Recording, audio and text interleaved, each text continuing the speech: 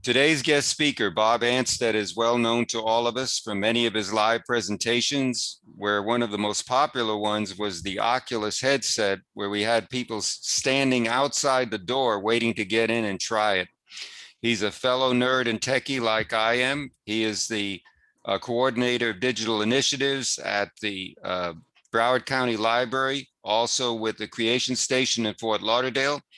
So let's give a big warm welcome to today's guest speaker, Bob Anstett.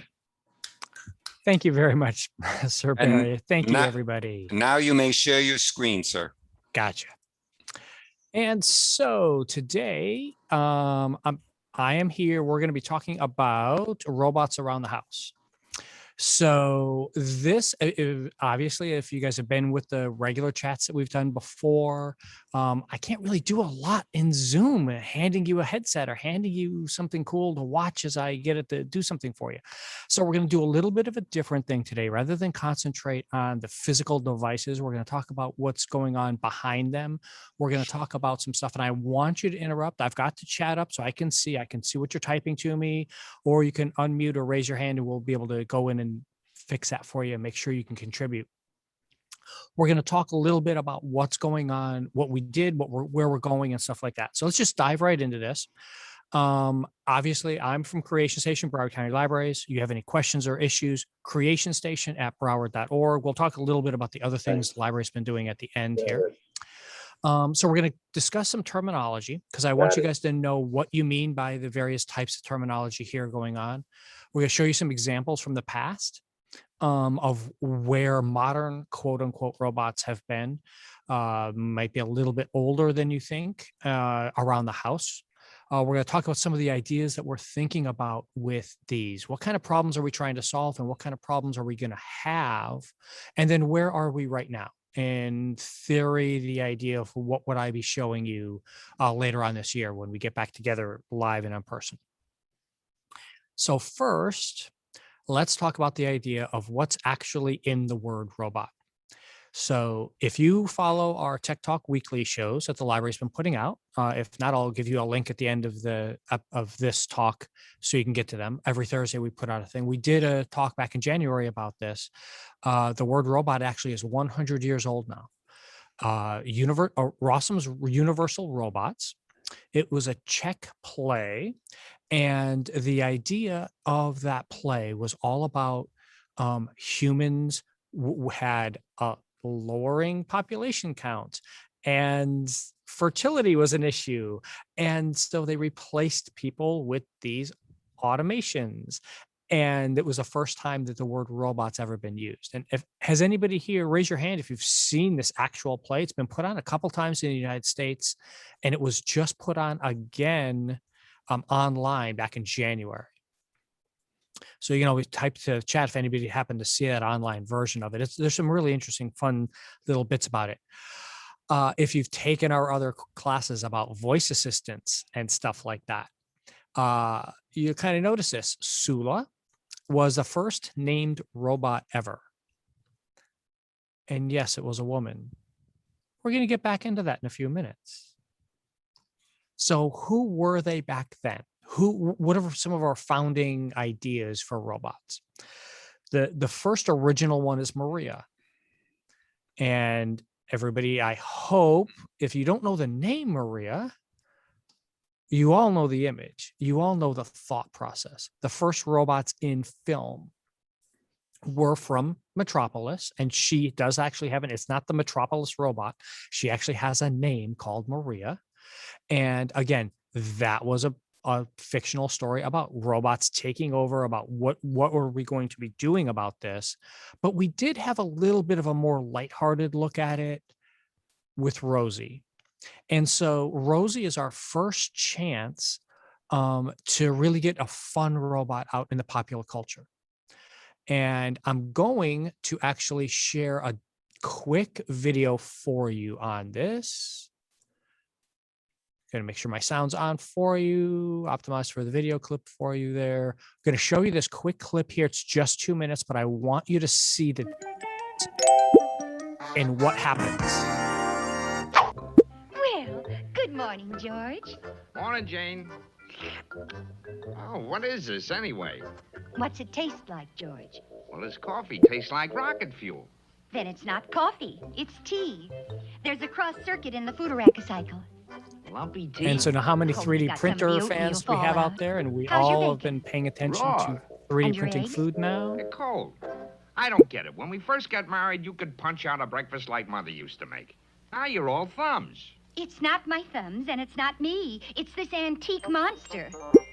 I press this thing for meals and hi-fi music comes out of the garbage disposal. I never know what's going to come out. Now, how big is your home? We have 3 bedrooms. Ooh, a slum clearance project. Well, then you'll want to see our basic economy model. Rosie! Coming, sir. Here I am, sir. Yes, sir. The old girl's still eager, isn't she? But of course, very Homely. I may be homely, Buster, but I'm S-M-A-R-T smart. I like her, and I'll take her. Oh, thank you, ma'am. Thank you. There is a one-day free home demonstration. Oh, yes, of course. But we're not responsible for any damages to your home. Come on, let's go home, Rosie. Yes, ma'am. We can't guarantee her, you know. Well, pineapple upside down cake, And so coming back over to our PowerPoint here. Everybody's seeing the PowerPoint out there now, right? So here with that, We're not seeing it. you're not seeing the, okay, never mind. I'll stop sharing that one and make sure we jump back over to the correct one for you.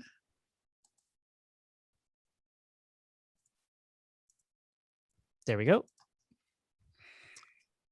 So you see, the reason I show that little clip is because up until that point in the 1960s, every robot displayed in fiction, on stage, in film, were all these big menacing creatures. Actually, the first robot ever put out in popular culture was Rosie. That was a more fun, acceptable person to be around, to be a member of the household kind of thing. It wasn't an adversary, it was someone that was there.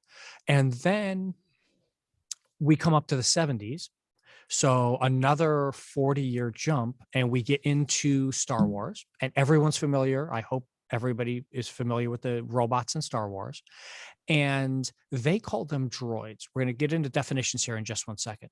But I wanted to point out that at this point now, by the 70s, all of our fiction stuff is just presuming we will have robots everywhere in the future. It's R2D2. That is R2D2 and C3PO are the 2 robots depicted there in the picture. And the idea, we went from 100 years ago to the robots will take over the world and eliminate humans. And in less than 50 years, we went to robots will be everywhere, but they're going to be equal to humans. Or maybe they're not. We're going to talk about that right now. But first, we got to get one other definition out of the way. And that's robot versus android. So a robot is any machine that can carry out a series of tasks. Usually we're talking about a computer program that controls that kind of thing, but that's not always the case. And a robot may or may not look like a human being. Whereas an android is a robot specifically meant to look like a human being. So the C3PO, the golden robot there from Star Wars. So all androids are robots, but not all robots are androids. Just so we're clear on our definitions, because when we talk about what some other companies are putting out, Samsung's got a new robot coming out it's a robot. They tried to call it an android, and it's not quite an android either. We'll show you a picture of it, and you can decide what you think about it. I do want to point out that third word, droid, is a made-up word by George Lucas for his Star Wars films. He just abbreviated the word android. And just because it's called a droid doesn't mean, it means it's a robot, but it does not mean that it's a humanoid robot, like the word android does mean. And if you're going to be going out and using that, you're going to be getting in trouble with Lucasfilms, actually with Disney nowadays, because the word droid is trademarked. And in fact, Alphabet, the company behind Google and everything like that, got into a lot of trouble when they first fired up their Android operating system, and they called their phones droids because Disney went after, well, at the time, it was Lucasfilms went after them for a trademark violation of using that word droid. So it's kind of an interesting way, as fiction always adopts different terms. And in this case, copyright and trademark prevented a lot of people from moving on.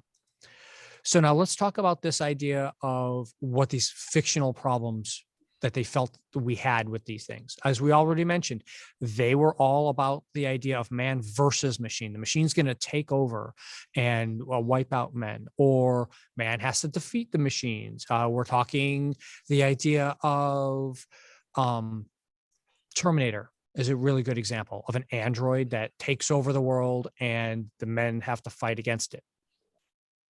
You guys are all familiar with those types of ideas out there. And that's one of the things that fiction up until the 70s concentrated only on. Then in the 70s, we saw Rosie coming out in the 60s, and there were many more fun robot type things going on. And it was much more of a question of, are we too dependent on the machine?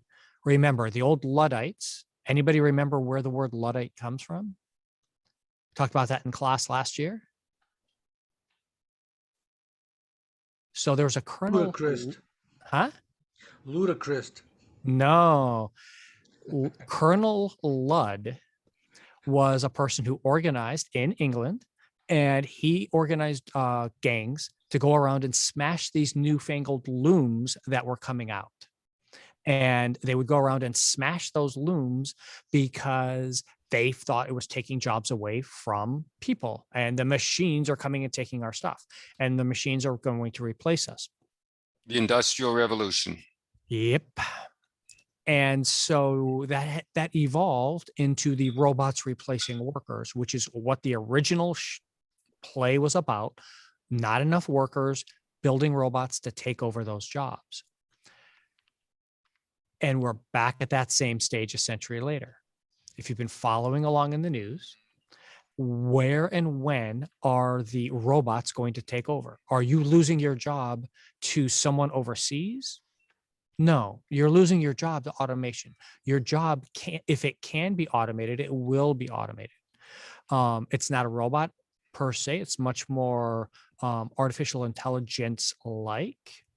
But there's a automated lawyer now that you can go to that will take care of your parking tickets, take care of a lot of your legal needs. They started in the UK and now they are in the United States under California law. They are ones out there. I had a question about, is Data from Star Trek a droid? And Data would be considered an android, not a droid. It would be a droid if he was in the Star Wars universe, but because he's in the Star Trek universe, he's just a standard android with the artificial intelligence built in. And that is where we are going next. So how do we solve those problems? We created, in theory, the 3 laws of robotics. 3 laws of robotics: a robot cannot harm another human being or allow through an action of a robot. Robot will obey what humans tell them to do, and a robot will protect its own existence. I hope you guys are kind of familiar with these things. If you've read any classic science fiction or seen some of those things, this here is what robots were conceptually, how they're going to integrate into society. How does someone work with a robot next door and stuff like that? This is the same kind of rules and things that everybody tried to create. Can anyone see any problem with these though? These laws came around back in the 60s. He actually wrote them in 58, but they were popularized in the 60s. Any ideas on anyone spot something here that's a little bit off?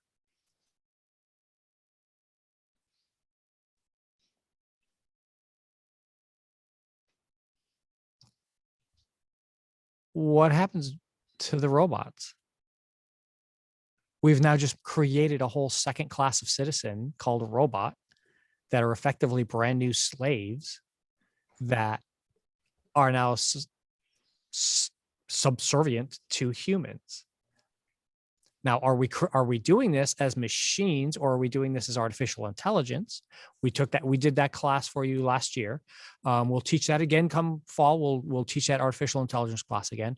And in fact, Barry has a link for you to share out afterwards for the AI and ethics class that we did here at the library last month. He'll share a link to that class for you after this as your bonus. So where and what do robots get as a right? Where are we at as a society for how we control these things? Because we all believe we can control our cars, right? Does anyone here not believe you should be in control of your car? Anyone here live in the villages? We're going to talk about that at the end here. So who were they? And I hope you guys are all thinking about this. This is the idea of this class, is to get you thinking about what robots really are rather than just as gizmos. So robots that actually work, Hans Moravec made the first home use robot. Here's a picture of it here. It's got a camera built in. It runs on battery, runs on those big bicycle wheels. This is 1975.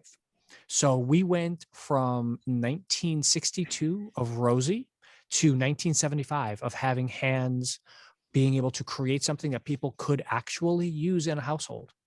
Now, obviously, your house had to be super large and no stairs, and that machine there is about 4 foot across. So it is not a quick and easy thing there. But we did get up to Pepper. And if anyone here has seen Pepper, I hope you guys have seen a Pepper robot out and about. Pepper, as in 2014, was full humanoid robots. Has anyone here encountered a Pepper robot live in the wild yet? Mm-mm. No, they're huge in Japan and somewhat in Europe more. We're getting more and more of them in the United States. Nissan actually started using these Pepper robots on assembly lines as assistants for workers several years ago, and now they're retrofitting them all with used electric car batteries. So as the Nissan Leafs get retired and come out of service, they're taking the batteries apart, recycling them, and using them to power these robots as they drive around their plants now. So it's a really interesting way of going backwards to an old robot and making it a newer, better one as we're going along for this.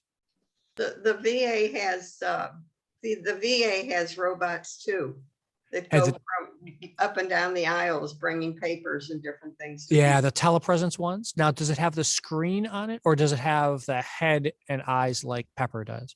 I think the head and eyes like Pepper. Yeah. Good. I don't know if I have a picture of it, but I'm gonna talk about those telepresence ones in just a second here. Yes. I have seen online that robots like Pepper were used in nursing homes to help. Yes, I'm about to hit that. Thank you for the segue, because that's exactly where we're about to get to. So right now, warehousing and logistics is the number one thing that most of those types of robots are being used for. Barry? What was that? Oh, I thought you had a question there, Barry. No. I encountered a humanoid at an auto show, and it was controlled by somebody probably 20 feet away, but it was still engaging with the public in a promotional capacity, and it was a humanoid. Yeah, so that brings up a really good point there, Steve. If it's operating on its own, it's a robot. It's automated on its own. It's doing its own thing. If it's in control, if you've got a cable leading to it where you're using a joystick to control it or such, it is just considered a machine. And that's a real fine point now as we're getting to these things, because in the past, controlling it by a cable was a machine. Controlling a rover on a different planet by computer by sending it to, through the satellites, sending my signal there. Does that mean that's a robot because it's acting on its own most of the time? Or is it just a machine that I'm controlling and doing things with? I have my Mars tie on today in celebration of the only planet that is entirely populated by robots that we know about. But the reason I bring up this warehousing logistics is that this is where we started. You started with bigger, harder robots on assembly lines, on doing these sorts of things. And we now are at a totally different point of view for moving those things into the house. So you've got those collaborative robots, like we were just talking about with the idea of at Nissan, where they are bringing you parts. So you, as standing there and doing your pieces and doing your things, you just call out for what you need and it brings it to you. Another example would be in Amazon warehouses. If you haven't seen them, they look like a little bit larger version of your home Roomba. We're going to talk about those in a minute, but I'm sure you guys all are pretty aware of it. Amazon has robotic shelving that they pick up and bring to the packers so that their packers can be right there on a line, bringing their stuff up to them, and the shelves just come to them instead of them having to walk back and forth down warehouses. So it's a very interesting way of doing those sorts of things and making that happen for people. Then we have the telepresence robots, like we were just talking about at the VA. And the Lowe's, the VA, and several people are using these telepresence robots. And by that, we are saying, well, let me grab here 1 second.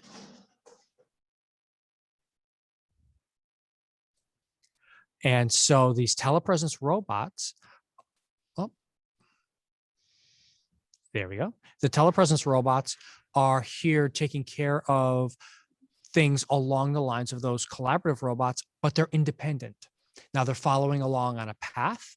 And if you wanted to try out and do these, you could do this yourself here in the library. We have a couple of libraries with called Ozobots. Now, if you haven't seen those Ozobots before, they are small, about the size of your fist or smaller, and you draw out on a piece of paper or on a whiteboard or whatever with any color of crayons. But if you use particular color markers, you can get it to do specific tasks. And you draw a marker down on the table and your robot will now follow along and do that. We have those highlighted particularly at the Weston Library and the South Regional Library right now with their robotics programs. And both the teens and adults and kids all love it. They all come out and have a really fun time with that. Not in our current times of doing things, but in the past, in the before times, we had a really good success with that. And in our new future, whatever we're going to be calling this, we'll make that work for everybody again to come and use those robots. And finally, you've got self-driving vehicles. Remember, we mentioned earlier, who's in control? Is it you or the car? Or is it just going to be a robot driving you around? And I know you're saying, well, yeah, Bob, that sounds like a really cool future thing. And Bob knows these things are on the cutting edge and they're coming soon. And my response to you is, no, they came 2 years ago. The villages in Florida, up near Tampa, started running self-driving vehicles on campus 2 years ago. In Las Vegas, there are self-driving vehicles taking people around on the strip and going back and forth at the airport. Wow. All fully autonomous. Yeah, Barry, go. Next, you're going to have Uber and Lyft bots. They actually, that's an interesting idea, Barry, because Lyft just sold their automated self-driving division. And it's condensing down. There's only 2 or 3 people now that are doing this because it's turning out to be a lot more difficult or a lot more comprehensive than people thought about. And I'll give you a good example is in modern technology right now. And here's where we're crossing our line again.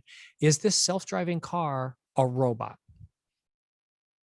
What do you guys think? Put it in the chat. Is a self-driving car a robot or is it a machine? Hmm. Because, and this is where our conversation is coming here, guys. That vehicle, and by the way, if you were to go out and buy a current Chevy makes close to self-driving. The 2022 model Bolt EUV is as close to self-driving as anybody has, including Tesla. It's built on a brand new platform. So if you're interested in it, if you go out and get the Chevy Bolt for 2022, it does not have it. It's the new platform they put for their SUV version, where it's got extra sensors and able to drive itself. Volvo has a new vehicle that can take itself from place to place. Up in Coconut Creek at the Volvo dealer there, I went in to go test one. And the guy said he can just get in the car, hit home, and the car will drive itself home because it knows to stop at the traffic light right outside of the sawgrass. It can get itself onto the sawgrass and can get it all the way down the sawgrass, back off in Sunrise, and stop there at Oakland Park by Sawgrass Mills. It can go that far without him even touching the wheel. Is that a robot? Is it a machine? We've got robot car, a machine is a self-driving car, and a robot so far in our chat. Where do we draw our lines on robots? And where do we draw the line on who's in control? Plus, we've got all of our healthcare options. We have the idea of, we're going to come back to this too, because I want to highlight another thing here on the healthcare options. In Japan, they're using a version of Pepper to be home health aides, to be there to take care of people, to transmit all of their vitals back to a doctor so they can track all that stuff that's going on. So you can listen and see what's going on with these sorts of things. And now you have a robot taking care of you, because in Japan, there's a huge disparity in age right now in their demographics. And so they don't have the younger people and they don't do immigration like the United States does to bring in people to take those jobs that need to be done. So they've replaced them with robots. By the way, if you've got an Echo at home, you may be able to get that skill later on this year that will allow it to detect your heartbeat and detect AFib on your Echo. And it will just be able to listen to you and detect your heartbeat for you as you're going along. So we're already adding those things to our devices and to our homes here in the United States too. Just people aren't always aware of the advances that we're going to be making. So the robots that we use right now, Roomba and Samsung. Now, you're not using these Samsung robots yet. Yeah, for the iPhone being able to detect heartbeat and stuff, there is some apps like that, and especially for the watches and things to bring those in. My Smart Scale is adding a brand new thing next week. I think it's supposed to come out next week, where it can detect the strength of your heart by using some sort of wave, things like that. And yeah, so your watch detecting falls and stuff. Does that mean they're assistive devices? We're not quite the robots with that watch yet, because it's not an independent device. It's dependent upon us to take it from place to place. But take a look at these two robots that Samsung put out. Now, these are not commercially available yet, but these two robots on the right-hand side, it's got an arm. Does that make it an Android or not? Is that human enough for you? Is that unhuman enough for you to not be freaked out that you think it's still a machine? But using that there, and I'm going to stop sharing here. I'm going to go back to my video to stop that. Thank you very much. So I wanted to show you a better picture of it in action. This is what that robot size and ability is. can open and close dishwashers, load your dishwasher for you, bring you a glass of wine if you're so inclined, if you need that kind of thing, and move all around your house doing this. That's a robot. That's a full-on robot. Is that an android? Mm. It's only got one arm. Doesn't have any legs. Not really humanoid to me. So I'm calling that a robot. I'm not calling that an android. But if that looked like Pepper with a full body, head, arms, and an articulated arm like that instead,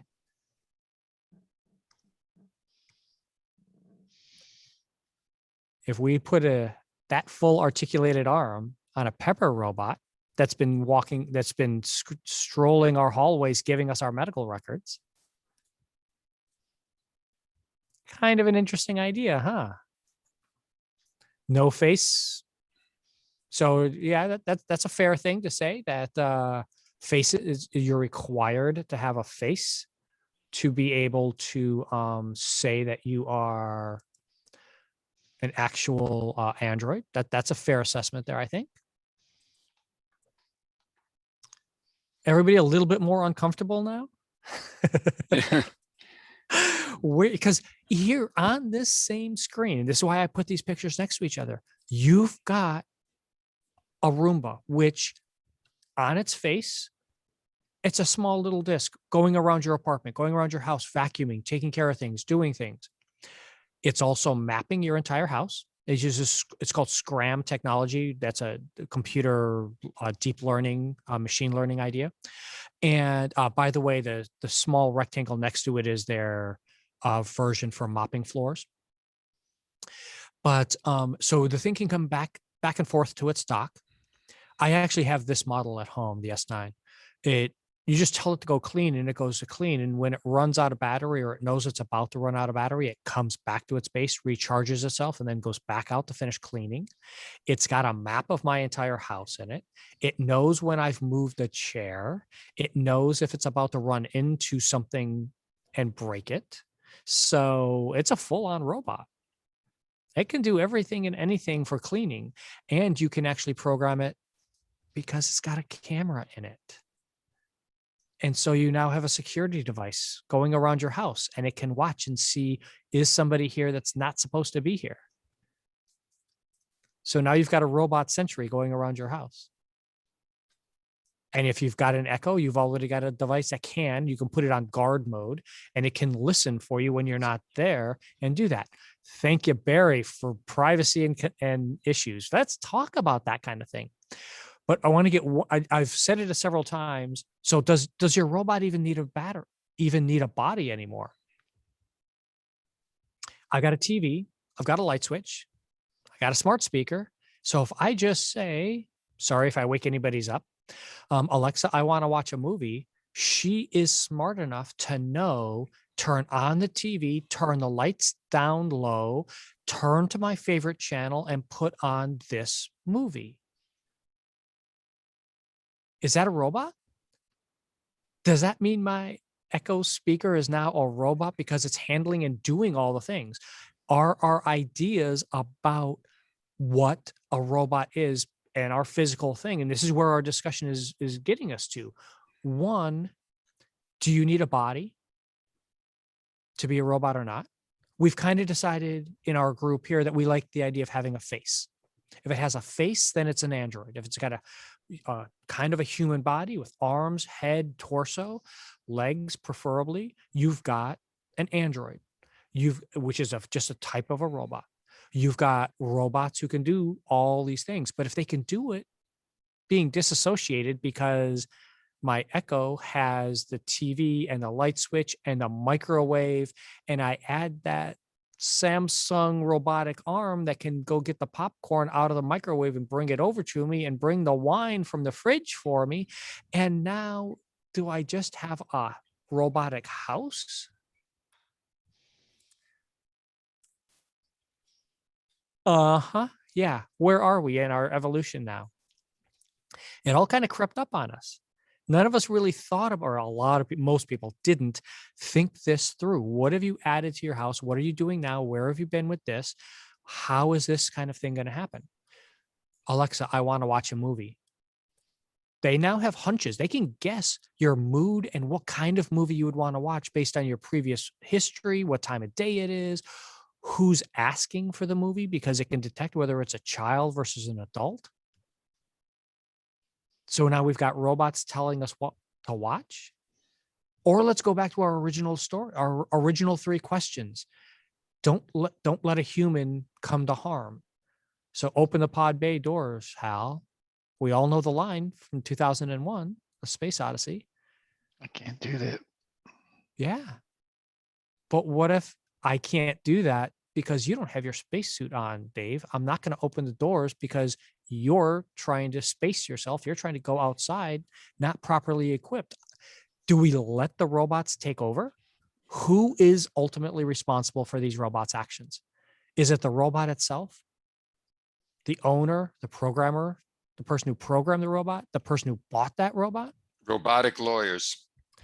Well, here's the thing, Barry. You're right. You're close on that one. There's already AI out there and doing this kind of thing. And some of the current top minds in the legal field dealing with this are taking us back to the Middle Ages. Because they're saying that, yes, the robot should be responsible. So if it is a self-driving car, the self-driving car is responsible for any damages that the self-driving car does. Just like in the past, they would say, yes, that pig is responsible for the damage that that pig did. And so now you can take that pig, that self-driving car, as damages. You now can bring that as part of your award. This is the very cutting edge of legal ideas right now.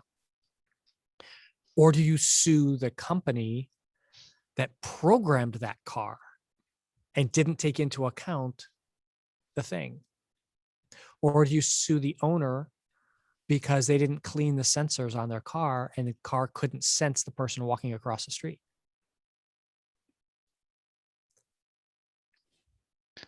All of the above. Yay, isn't that? Yeah, all 3 are responsible there. And that is part of our issue. This is where we're getting with robots. And I know you guys normally have me come in here and we're talking about these cool tech things. Well, this is a really cool tech thing that we're just not quite sure how to wrap our heads around yet.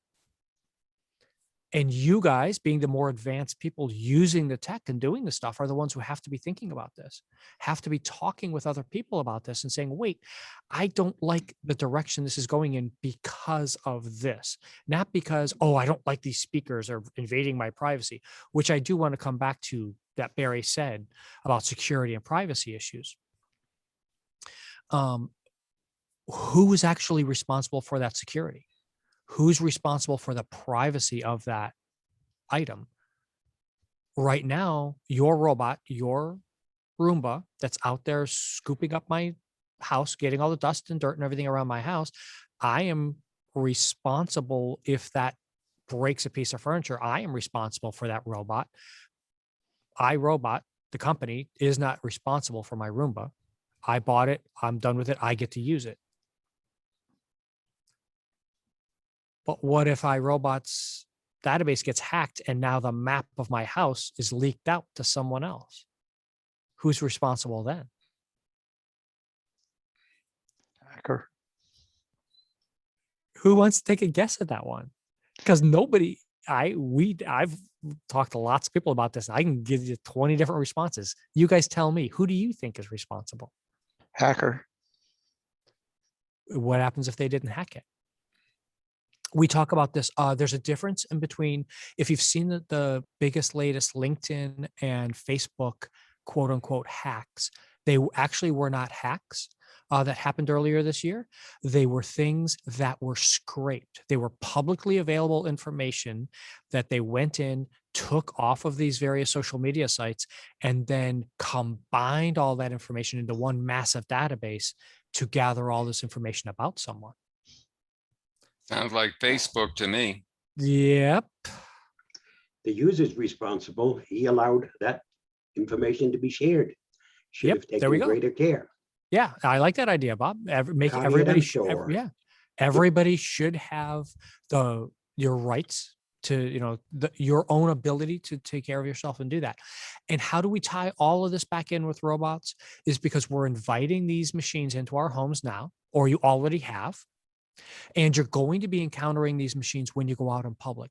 If you go to any hospital nowadays, there's going to be some sort of robotic help available, whether that's mobile or not. But almost every robot now, especially during the pandemic, every hospital has gone to contactless something. So you don't have to interact with a person, you can interact with a machine. This business has quadrupled in less than 12 months. And surgery, there's tons of robotic surgery going on. Yeah. The robotic surgery actually is mostly still machines. They're not robots. It's kind of a misnomer because they're still in full control. It's the humans controlling it. But the advantage of it is that the doctor, your surgeon, even as steady as a surgeon can be, still is making those little micro movements with your fingers as you're doing the cuts, and the robot doesn't have those micro movements.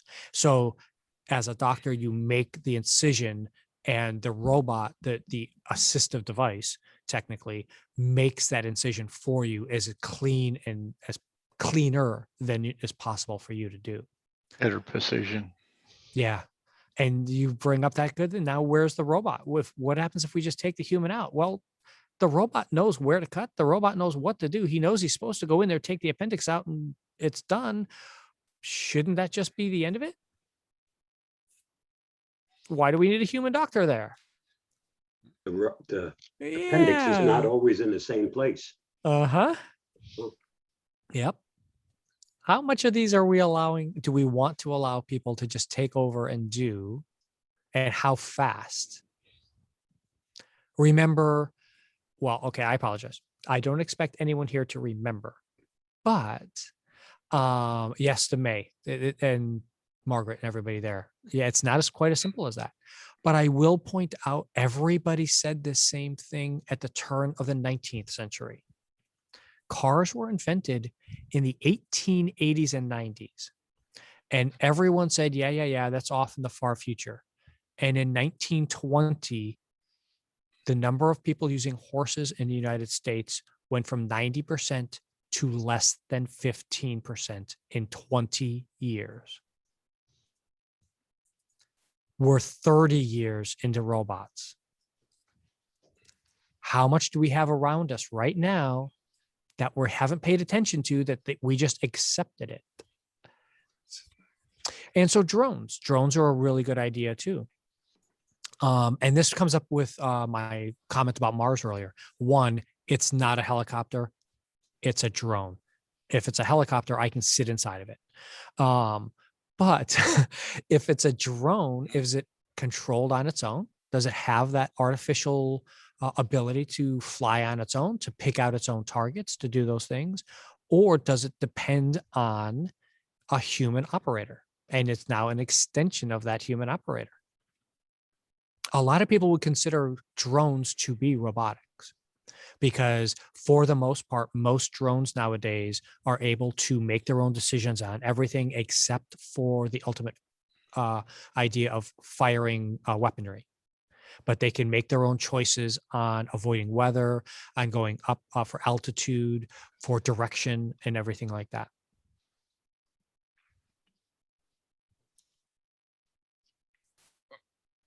Okay, what else we got, Bob?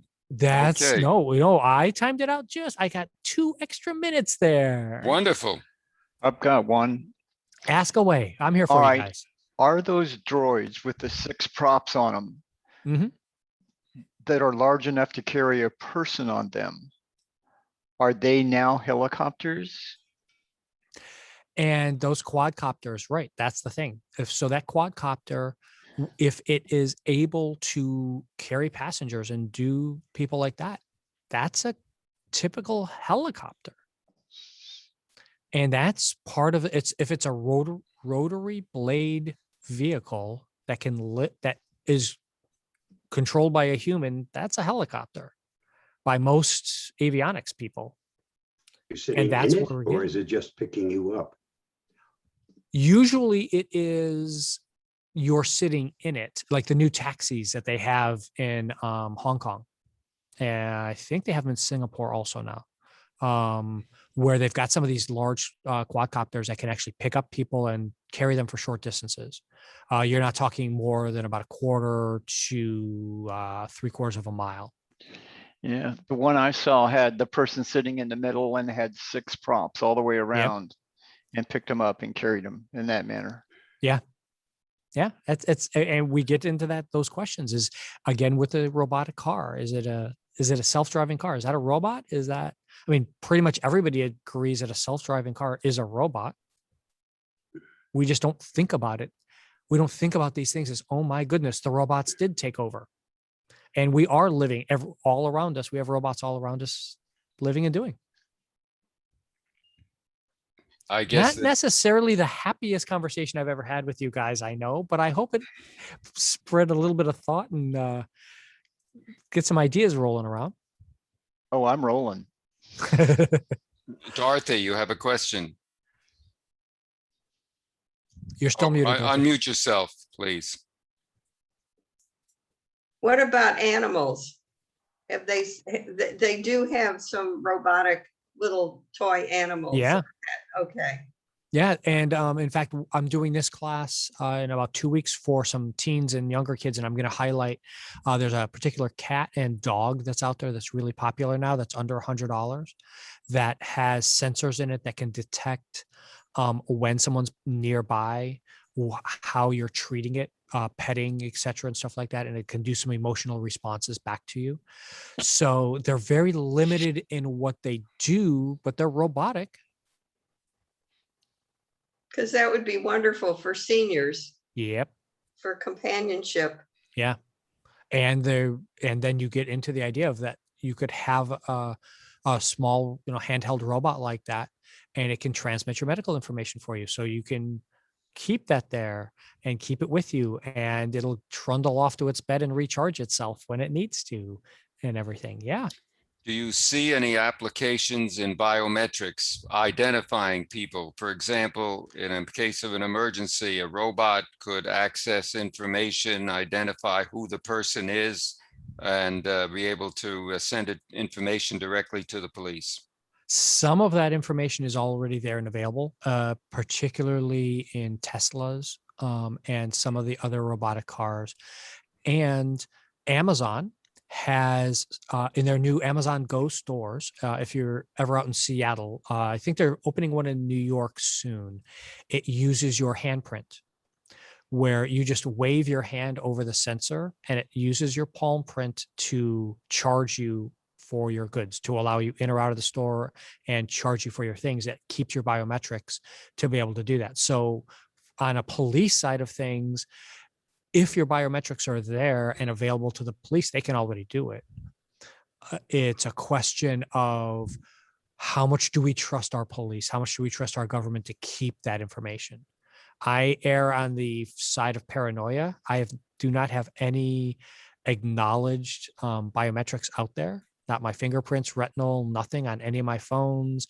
I only use passwords. I never use facial recognition on anything. So I'm worried about what they build into cars, like in CarPlay and things, because hackers have shown they've been able to infiltrate the system and even start the car, open the doors. I imagine they could do that on Teslas too, on a non-driver vehicle. And that is one of the issues of that the security issues that you brought up earlier. We don't know yet because unfortunately, Tesla as a company has not been forthcoming on their security issues. And there are hackers out there that do intentionally try to, white hat hackers trying to break in and do these things and get the bug bounties, as they're called. And several companies are doing really well, and some are not as acceptable to it. And we'll see where we go with that. Signal is a company, security company, that puts out media, a social media platform that you can use for texting and video and stuff. And they just hacked and broke the police's software that breaks into iPhones. So yeah, everybody can hack everything. And part of that, and to wind this back to our robotics topic, is when you've got a robot that's there to defend you, is that robot now legally obligated to go after another robot and harm another robot so that that robot doesn't harm a human? And or remember the beginning of RoboCop, movie from the 80s, I believe it is. Yep. Where the machine forgets who is it, you're not one of the people who I'm supposed to be protecting. And so yeah, if you really want to see a good movie, look at I forget what year it came out, but it was Michael Rennie was in it, and it was The Day the Earth Stood Still, with Gort, who was the robot that came out and protected everyone, or the robot could destroy everyone depending on how it was programmed. There's two versions of it. The first one came out in 1952. That was the good one. There is another device out there for people that are visually impaired or blind that hooks on the side of your glasses, that if you look at somebody and touch it, it will recognize their face and tell you who it is if you can't see faces that well or you can't see them at all. However, each one of those people needs to be programmed into that device. Yeah. And that's along the lines of where Magic Leap is going. Apple's fabled device that's going to be coming out eventually someday. Smart eyewear is going to be replacing phones in our near future, much faster than most people think. Yeah, and it reads, in addition to that, besides identifying people, it can read text, it can read labels on stuff in the grocery store, it can read books, it can read newspapers. It's pretty amazing. Yep. And Bob has raised his hand for the question. Yeah, you had mentioned Signal. And yes. I don't know whether you're aware of it, but Facebook had just banned Signal because they had ads appearing on Facebook that pointed out all of the stuff that Facebook was sharing of its users' information, and Facebook wasn't happy with that. So they decided to ban Signal. Thank you so much for that, Sir Bob, because that's one of the stories we talked about on yesterday's Tech Talk Weekly. My last little plug here before I hand everything back over to Barry and he kicks me out of here. If you are interested, Tech Talk Weekly is up on the library's Facebook page. And you can get it through our WebEx. You can come in and register for any of the events. We do it every week. This past week, we talked about Smart Putty being attached and being able to do things. It's a really interesting new technology, just came out. Twitter making audio accessible in competition with Clubhouse. And that fact that Facebook did not like Signal showing all that information that they could there. And we also have Creation Station Monthly, which every month we talk about one topic of being creative. We've done photography, which was really good. We had a local photographer who, Emily McGovern, Pulitzer Prize nominated photographer for her work on the March for Our Lives stuff and things like that. We've done coding, engineering. We did music with a local Beatles band imitator versus someone from the Seattle Philharmonic getting together to talk about what music's like in a pandemic. And coming up in May, I heard somebody up there in Canada, in Ontario, I think, for May for performing, we've got somebody from Montreal who opened up an improv comedy school, quit his day job and went to go open an improv comedy school. And we're going to pair him up with a poet out of Miami. Now, so what you're talking about requires a library card, right, to get in, or is that just general and all? Anybody and everybody can come in, register, take you can watch the events live if you want to watch us make the sausage as we record them, or you can just go on to the library's Facebook page and watch the post recordings there, or register for the class and we'll send you a recording automatically. And Bob, tell about what you're doing all with Tech, the Senior, and everything else. So right now we've got these, we, as part of these two programs, we've been pushing out to everyone for that. We Oh. have been running all the stuff for summer learning that's coming out. So hit the library webpage for all of your stuff to come out and do these things coming up over the next couple of months. Doesn't matter where in the country or even where in the world. You're from Broward County. We're going to treat you right. We're going to make sure that you have access to all this information. Okay, Bob Gastisha, tell everyone about this Tech for Senior thing that you have going with Huey and everybody and Dewey and Tech for Seniors is a weekly show where everyone is welcome.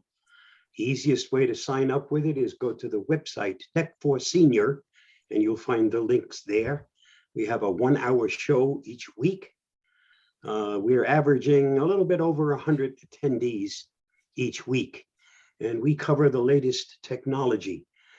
My part in this is the security end of it, and I put together a weekly security news roundup, which is the security crap that happens throughout the week.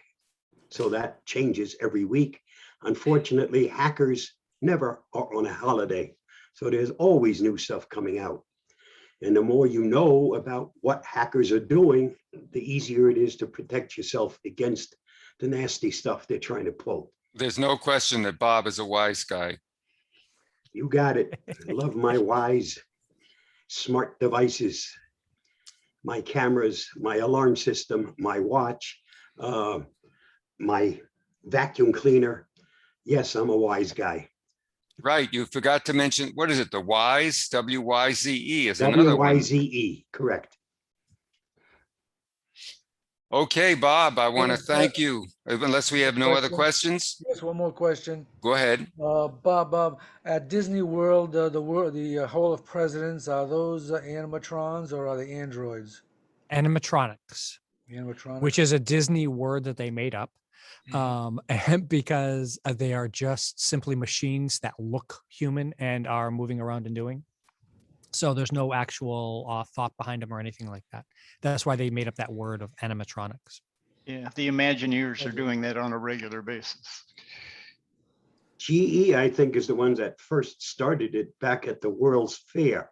I know because my dad was working at the World's Fair, and I was lucky enough to see the GE with their technology for tomorrow, and they used animatronics.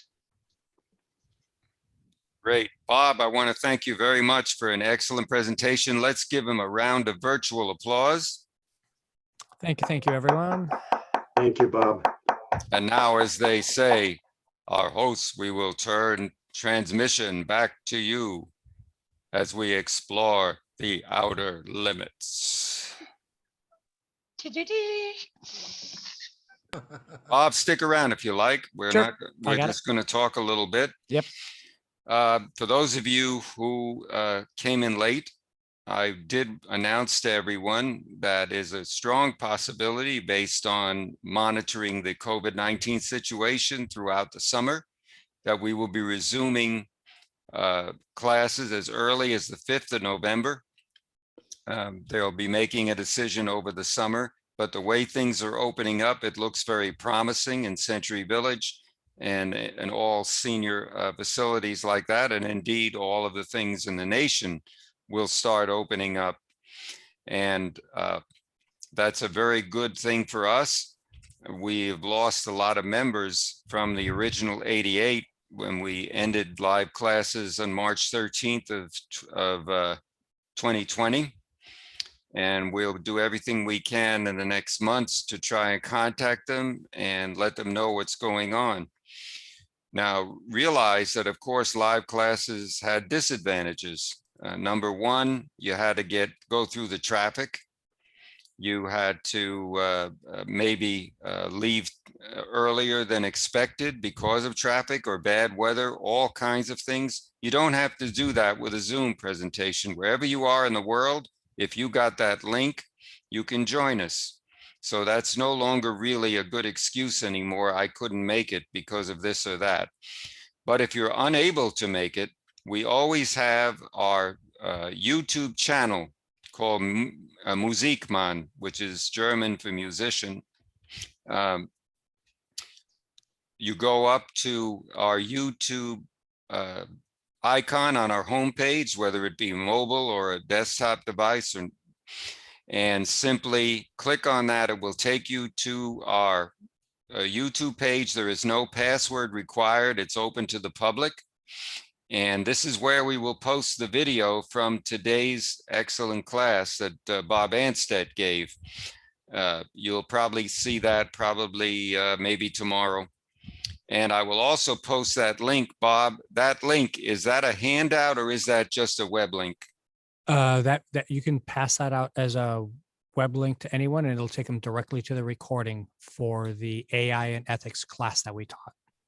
Okay, I've got 26 people that came in today. So those of you who did participate will receive that link, and of course you can share it with your friends that weren't able to make it.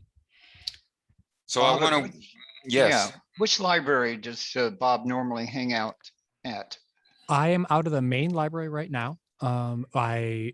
In normal times, I pop from library to library to library and do events any and everywhere.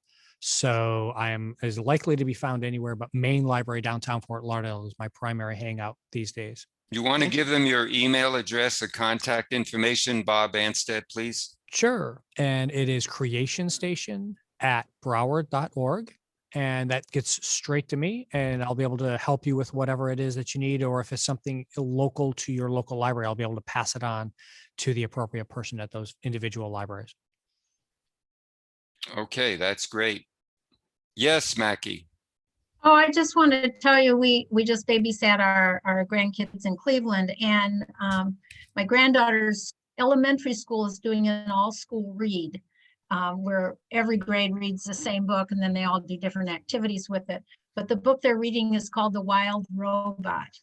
And it's about this robot who accidentally his crate gets dumped on an island.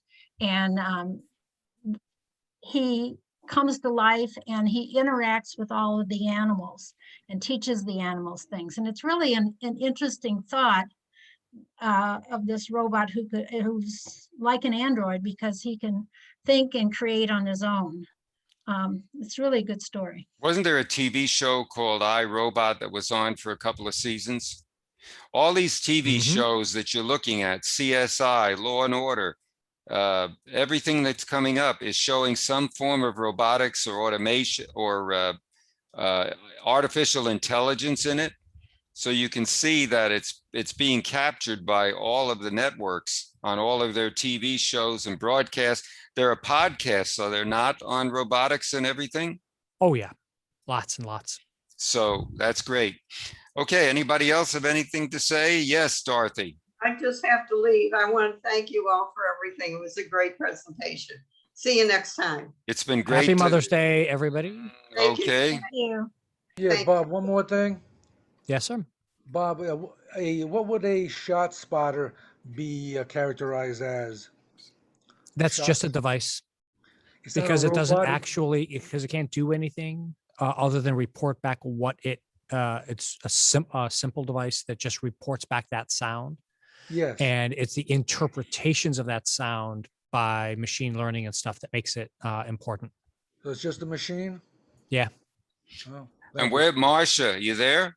Yes. You don't have to apologize. You know, love is never having to say you're sorry. Well, we did our 5 days driving across America, and now we're back in New Mexico. But because of that, I forgot that, of course, you're on at 8 o'clock in the morning here. That's right. Yeah, Bob knows that pretty well, right? Yes, I do. Do you guys communicate with each other at all? Well, we're about 90 miles apart, so that's not exactly around the corner. Which city are you in? I'm in Santa Fe. Oh, and he's in Las Lunas, if I remember. Right. Yep. Boy, you're going to have a heat wave out there, about 85 degrees, he's saying. Yep. Incredible. Well, we're basking in the 90s here, I'm telling you. See, you start off in the 90s. That's our high. Yes. We are high, so. But we here in Santa Fe, we can see the snow on the mountaintops today. And when we arrived 2 days ago, the temperature at night was in the low 40s, but my house is a passive solar house. So very quickly the next day, my house was up to about 82 degrees without any electrical assistance. Okay, well, everyone, thank you so much for your participation. Remember, you are our goodwill ambassadors. Go out and let people know that we're here. If Yes. those that didn't attend, contact them and say, I understand there's a reason. Some of them may be out of the area, wherever you are, and you've got that Zoom link and you can send it to them. Say, hey, there's no excuse anymore. Find a quiet, comfortable place. We don't change the time anymore. It's 10 o'clock. You don't have to worry about getting to the meeting, driving here, worry about traffic, bad weather, all the things that used to start people from getting in late. So let's promote the club in every way we can. Again, happy Mother's Day to everyone. And if you're going to the Air and Sea Show tomorrow, I hope you've got very good headphones or earmuffs. Even if you're not and you live in the area, you may be a victim. And So, sunscreen. that's right, sunscreen, absolutely. All right, folks. I wish you all the best of health and happiness. And Thank you. Thank you for wave putting goodbye to this on, everybody. Jerry. Thank Oh. you. Great show. Bye. Our next Thank show, you. our next Jerry. show, ladies and gentlemen, will be Mr. 2 weeks Sullivan. from today on May 21st, when we're going to have Jerry Minnick, who's a long-time guest speaker. He's going to be doing iPhone and maybe Android tips and tricks. So it's going to be something for everybody. We're going to keep on going. And that's it. And Irving, how's your Beverly doing? Irving? On mute. Irving? Yeah, my Bev is doing just fine. Unfortunately, you're talking about the Historical Society. With my Beverly, it's the Hysterical Society. I understand what you're telling me. Yes. So, we're just pray for the best for her and for everybody who is now not as fortunate as we are in any way. Now we're really counting our blessings. And I again say, if your mom is no longer with you, please celebrate and remember her. I'm sure that will be the way no one ever dies as long as we're remembered, including this club. So everybody. God bless you, Barry. God bless. Have a good weekend. Have a good weekend. Great day, everybody. Bye-bye. Bye-bye now. Bye.